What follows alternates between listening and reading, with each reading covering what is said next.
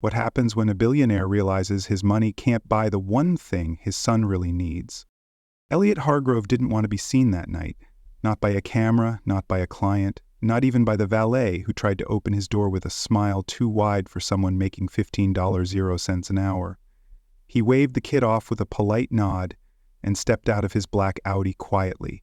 His son Noah was already waiting on the curb, staring down at the sidewalk like it had answers. Elliot moved to speak, then stopped. The weight of Noah's silence pressed against him, a reminder of the countless missed moments stacked between them like unpaid bills. What was he going to say? "Happy birthday, buddy? You excited for fried catfish and cornbread?" Noah didn't answer. He hadn't said much all day. His small frame seemed to carry a heaviness that no amount of wealth could lift, and Elliot felt the sting of his own absence in every unspoken word. Elliot shoved his phone in his pocket and followed the boy toward the entrance of Ms. Claudette's table, a modest brick-and-mortar off Route 17 in Fredericksburg, Virginia. He'd found it on a parenting blog while scrolling through meetings. Down-home charm, family-owned, and no reservations required. Just what he thought would be safe, not flashy, not corporate, not like everything else in his life. Inside, the restaurant was warm but not loud. Tables were covered in checkered cloths. Mismatched chairs hugged the wooden floor, and the air smelled like butter, sweet tea, and something gently burnt, maybe apple pie. A small jazz trio played in the back. Soft notes, sax, keys, and a stand-up bass. Nothing theatrical, nothing big. Elliot pulled out a chair for Noah, but the boy hesitated. His movements were slow, careful. Muscular dystrophy made every shift of balance a quiet negotiation. Each step was a battle. Noah fought silently, his body betraying the fierce spirit Elliot only glimpsed in rare moments. Eventually he sat. Elliot placed his napkin in his lap, glanced at the menu, and checked his phone. 3 new emails, one flagged as urgent. He looked up. Noah hadn't touched the menu. "You want to try the mac and cheese? Bud says it's award-winning." Noah shrugged. Elliot tried again. "Or maybe the fried shrimp? They say it's better than Popeyes, and I know you love Popeyes." Another shrug, eyes still down. Elliot looked around. No one recognized him. No one whispered or stared. No paparazzi, no potential investors, just folks eating quietly and talking about their evening. He exhaled. Maybe this was a good idea. But deep down, he knew he was grasping at straws, hoping a simple dinner could mend the chasm he'd let grow between them. Then, just as he was about to ask for water, a voice approached their table, soft, Southern Virginia, and worn in like a favorite pair of sneakers. "Hey there! Welcome to Miss Claudette's table. I'm Monica. I'll be your server tonight." She was young, late 20s maybe, with her hair pulled back in a low puff and a tired smile that still managed to feel real. Her apron had a few faint sauce stains, but her presence was calm and confident. She spoke like she wasn't in a rush to leave. Elliot glanced up from his phone. "Evening," he said, folding the screen down out of respect. He felt a pang of guilt, knowing Noah had seen him prioritize work over family too many times. "We're just getting settled." Monica smiled at Noah next. "And what about you, birthday boy?" she asked like she already knew. Noah's head jerked up a little, surprised. His face stayed neutral, but his eyes met hers briefly. For a fleeting moment, a spark flickered in Noah's gaze, as if someone had finally noticed the boy beneath the condition. "I didn't say it was his birthday," Elliot said, a little confused. "You didn't have to," Monica answered gently. "He's got that look, like he's trying to be invisible, but today's too important for that." Elliot opened his mouth to say something, anything, but nothing came. The truth in her words cut deeper than he expected, exposing the distance he'd failed to bridge with his son. But Monica wasn't done seeing Noah just yet. Monica didn't write anything down. She just nodded, hands behind her back, eyes moving between father and son, like she was trying to find the gap between them. "You take your time," she said, stepping back. "No rush. Tonight." And then she was gone, weaving through tables like she'd worked there 1,000 nights. Elliot watched her for a moment, how she refilled a glass without being asked, crouched down to talk to a toddler, gave an old man a quick shoulder squeeze and a whisper that made him smile. She moved like she belonged to the space, and the space moved around her. Noah still hadn't opened his menu. "You okay?" Elliot asked, this time quieter. His voice trembled slightly, betraying the fear that he was losing Noah to a silence he couldn't penetrate. The boy didn't answer. Elliot leaned in, trying again. "We don't have to stay long. We can eat quick and head back. Maybe grab that new Lego set on the way home." Noah blinked slowly. He moved one hand, slowly pushing the menu aside. "I don't want Legos," he muttered. The words hit Elliot like a punch, a rejection not just of the gift, but of the shallow attempts to buy his son's happiness. Elliot sat back. That was new. No loved Legos, or at least he used to. He couldn't remember the last time they'd sat down to build something together. He was about to say something when Monica returned with 2 glasses. "Sweet tea, no lemon, no ice for Noah's, just like the note on the blog had said." "Figured this might suit you better," she said, sliding the cup in front of the boy. Elliot looked at her. "Do you know us?" Monica smiled, but didn't flinch. "Nope, just a good guesser." She turned to Noah. "You like music, baby?" Noah shrugged again, barely. Monica squatted beside him so she could look at him straight on, not over him, not around him. "That sax player over there, he used to tour with B.B. King. Real smooth hands. You can hear it when he hits those high notes. He's got pain in his breath and honey in his fingers." Noah tilted his head just slightly toward the music. "You know what I like?" she continued. "I like when you can feel a sound in your chest before you even realize it's a song, like it knew you before you knew it." Her words seemed to unlock something in Noah, as if she'd found the key to a door Elliot had never known existed. Elliot stared. It wasn't what she said, it was how she said it. Like music wasn't just something playing in the room, but something you could dance with, argue with, or even forgive. Monica stood back up. "Y'all want me to give you a few more minutes?" "Yeah," Elliot said, voice low. "Thanks." He felt a mix of awe and inadequacy, watching a stranger connect with his son in a way he hadn't in years.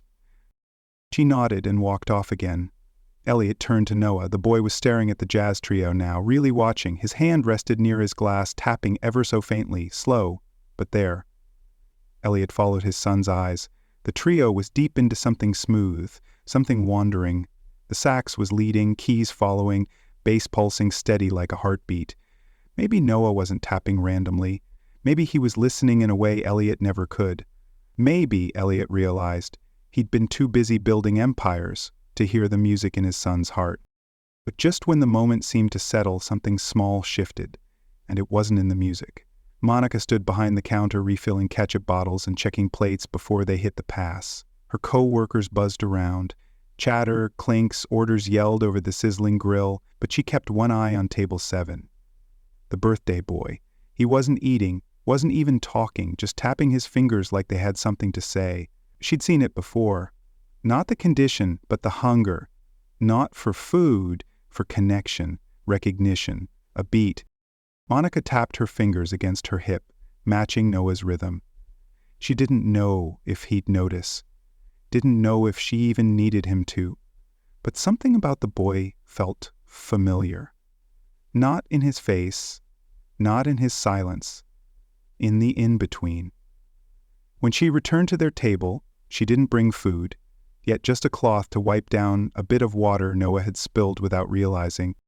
"Hey, sugar, you ever danced before?" she asked casually, kneeling beside him again. Noah looked at her like she'd asked if he could fly. "I can't dance," he said flatly. His voice carried a bitterness that made Elliot wince, a reminder of the countless times Noah had been told what he couldn't do.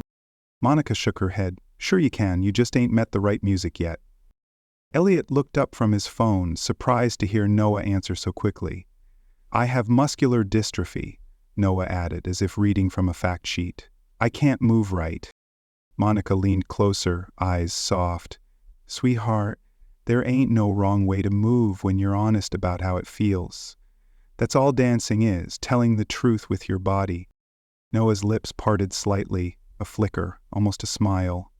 Elliot felt something in his chest tighten. He wanted to thank her. He wanted to stop her. He wasn't sure which. He was used to teachers, specialists, therapists, all gently walking on eggshells around Noah. But Monica wasn't doing that.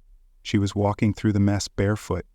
Her fearless honesty exposed Elliot's own hesitation, the way he'd let fear of failure keep him from truly reaching his son. Monica tapped her palm twice on the table, slow, deliberate.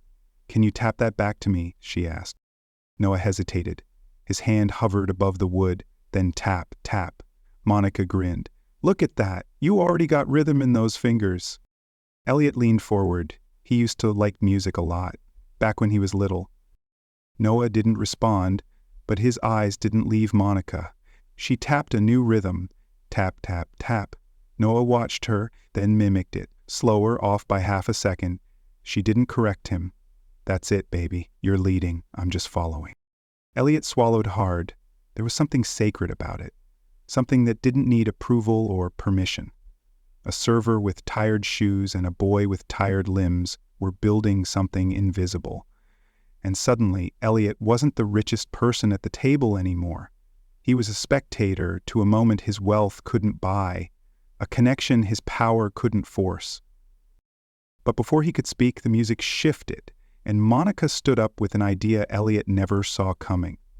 The jazz trio transitioned into something slower, smoother, almost like a lullaby wrapped in velvet. The saxophonist dipped into a gentle melody that filled the room like warm water. Not too loud, not attention-seeking, just there. Monica set her tray down. She turned to Noah and tilted her head toward the musicians. "You hear that?" she said. "That song's asking you a question." Noah squinted. "What question?" She smiled. "It's asking if you'll answer back." Elliot looked up, alarmed. "Oh, he doesn't dance." His voice cracked, a mix of protectiveness and fear that Noah would be pushed too far. Monica turned to him calmly. "I didn't ask him to dance. I asked if he'd answer."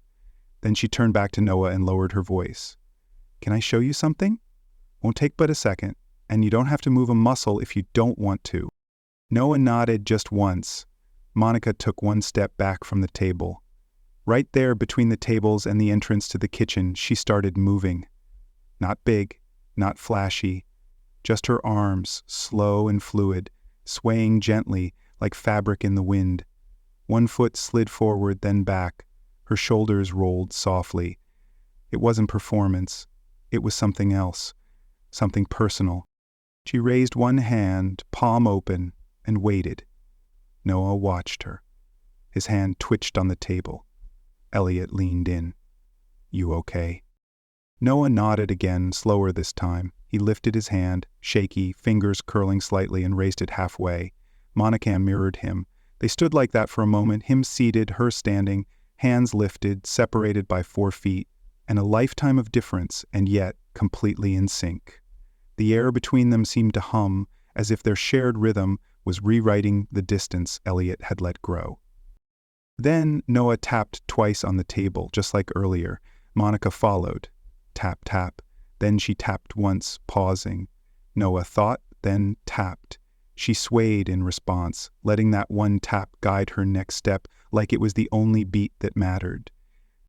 Elliot felt the room stretch, felt time stop. People at nearby tables began to notice, but no one interrupted. They just watched. A few leaned in. Even the sax player caught on and started bending his notes around the rhythm Monica and Noah were building. It wasn't dance in the usual sense. It was communication. And Elliot, he was the outsider now, the man with the millions in the meetings, watching a woman in sneakers and a kid who couldn't walk straight build a language without words. He suddenly realized how many birthdays he'd missed, how many moments he'd paid for but never earned. Each missed opportunity flashed before him. Noah's first smile, his first word, the first time he'd reached for his father and found only an empty chair. Noah's hand dropped slowly. His eyes stayed on Monica. "I did it," he whispered. Monica smiled with her whole face. You sure did, baby. You led. I just followed. But before Elliot could find the right words, something behind Monica happened, and it changed everything. A crash echoed from the kitchen. Sharp, sudden, a plate, maybe two. It shattered the spell in an instant. Monica flinched and turned her head. One of the line cooks had dropped a full tray. The commotion was loud, voices barking, nothing dramatic, just real life, barging back in. Noah jolted, pulling his hand back into his lap. His eyes darted around the room, shoulders tensing like he expected someone to yell at him. He looked small again, like the dance hadn't happened at all. Elliot saw it and leaned across the table. Hey, it's okay, he said, barely above a whisper. You didn't do anything wrong. You're fine. His heart raced, guilt surging as he realized how fragile Noah's newfound confidence was. Noah didn't answer. Monica turned back quickly, kneeling beside the table again. Nothing to worry about, sweetheart, just a clumsy cook back there. It happens all the time. You did perfect, okay? He looked at her, still unsure. She reached out, but didn't touch. Just let her hand hover near his. You did something real brave just now. Elliot cleared his throat. He's not used to attention. Monica nodded. Neither am I. For the first time, she looked at Elliot not as a customer, not as Noah's dad, but as a man trying to hold something together. Listen, I'm not trying to make y'all uncomfortable, she said. I saw him looking at the music and I remembered what that felt like. Elliot blinked. What? What felt like? Wanting to move, but not knowing if you were allowed. Her words pierced Elliot, echoing his own failures to give Noah the freedom to simply be. Elliot sat back. It was the first time anyone had said something that actually sounded like Noah. Not a diagnosis, not a plan, just the truth. Monica stood again and wiped her hands on her apron. She glanced toward the jazz trio and gave a tiny wave. The saxophonist gave her a nod, subtle but full of history. Elliot picked up his glass. You used to dance? Monica smiled. Still do. Not in the way I used to, but yeah. Taught ballet and jazz for a little while. Studied modern in Richmond. So, why are you serving tables? Her smile dimmed just a little. Life got expensive. My mom got sick. My little boy started needing new shoes faster than I could afford them. So, here I am. Elliot looked down. He didn't know what to say to that. But Monica wasn't bitter. She just told the truth. Doesn't mean I stopped dancing. Just means I had to learn how to do it while carrying plates and wiping tables. She looked back at Noah. And sometimes, if I'm lucky, I get to teach someone new, even if it's just for 2 minutes between orders. Noah finally smiled. Not big, but real. Monica's order pad buzzed from her apron. She pulled it out and glanced at the screen. All right, y'all, I better go before someone thinks I've been kidnapped by the birthday table. As she turned, Elliot said something without thinking. Wait. She looked back. You ever thought about teaching again? She raised an eyebrow.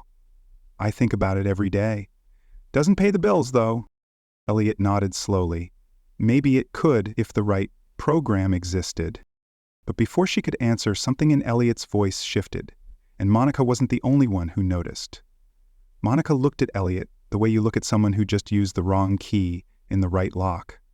Confused, but curious. What do you mean? She asked. Elliot rubbed the back of his neck. He hadn't planned to say it out loud, not yet, not like this. I mean, he started, glancing at Noah, what if there was a space where someone like you could teach, and someone like him could learn without it being a charity case or a checklist? He spoke with a desperation he hadn't felt since the day Noah was diagnosed, a longing to give his son something money couldn't buy. Monica folded her arms, squinting a little. You talking about a community center? No, Elliot said. I'm talking about a studio, a real one, classes, workshops, paid staff, scholarships, not just for kids with disabilities, but for anyone who's been told they're not the right fit. Monica didn't speak for a moment. She just stared at him, trying to decide if this was a joke or some rich man's guilt trip. You some kind of nonprofit guy? she finally asked. Elliot almost laughed, not even close. I design AI systems for hedge funds and defense contractors. Her expression didn't change. He sighed. I'm not the good guy in this story, Monica. I spend more time on jets than with my kid. I missed Noah's first steps because I was at a conference in London, and I still don't know what he dreams about at night. I've spent years hiding behind my wealth, thinking it could shield us from the pain of his condition, but it's only built walls between us. Monica stayed quiet. Elliot continued. But I saw what you did. I saw the way you looked at him. Not through him, not around him. You gave him space to lead. He leaned forward. That's the kind of moment I spend $750,000, 0 cents a year, trying to recreate through therapy, adaptive software, and consultants. And none of it works like what you just did in 5 minutes with your eyes and a song. Monica's jaw tightened. Not out of anger, just trying to hold the weight of his words. Elliot wasn't done. I've got the money. I don't have the vision. You do. She shook her head. You don't even know me.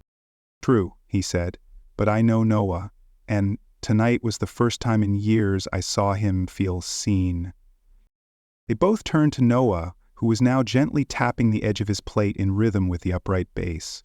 Not for attention, not for show, just because it felt good. Monica's voice was low. What are you talking about? It's big. It's more than me. Elliot nodded. Then we build it with you. For the first time, Monica looked unsure. I'm a waitress, a dancer on break, a mom with rent due Thursday. And I'm a man who built missile defense AI before I ever learned how to talk to my own son, Elliot replied. We both got flaws. She let out a small laugh. You serious? He pulled out a business card, slid it across the table, dead serious. You have to decide tonight, but think about it. We'll talk. Monica stared at the card like it might bite her. She didn't pick it up, but she didn't walk away either, because something in her heart knew. This wasn't a tip. It was a door. The rest of the evening moved in slow waves. Noah finally picked something off the menu, fried okra and mac and cheese. Monica winked as she scribbled it down. Elliot ordered the same. It wasn't about taste anymore. It was about presence. Monica kept circling back to their table, not just to refill drinks or drop off plates, but to check in. She didn't hover, she didn't rush. She just made sure Noah stayed connected. And for the first time in a long while, the boy didn't disappear into the background. He stayed right where he was. After they finished eating, Monica returned one last time with a surprise, a tiny scoop of vanilla ice cream with rainbow sprinkles and a crooked candle stuck in the middle. She placed it in front of Noah. No charge, she said, before Elliot could even reach for his wallet. Just don't tell my manager. He thinks I'm a softie. Noah stared at the candle. Want to make a wish? She asked. Noah looked up. I don't think mine come true. His voice was barely a whisper, but it carried the weight of years spent feeling invisible. Monica leaned in. That's 'cause you've been wishing quiet. Say it out loud next time. Make the world listen. Elliot swallowed the lump forming in his throat. Noah closed his eyes, took a breath, then blew out the candle. Elliot didn't ask what the wish was. Some things belonged to Noah alone. But he felt a pang of hope, wondering if Noah's wish was for moments like this, where he could simply be himself. When they stood to leave, Elliot handed Monica a folded bill, $150, 0 cents at least, and said, Thank you for everything. But Monica just shook her head and gently pushed it back.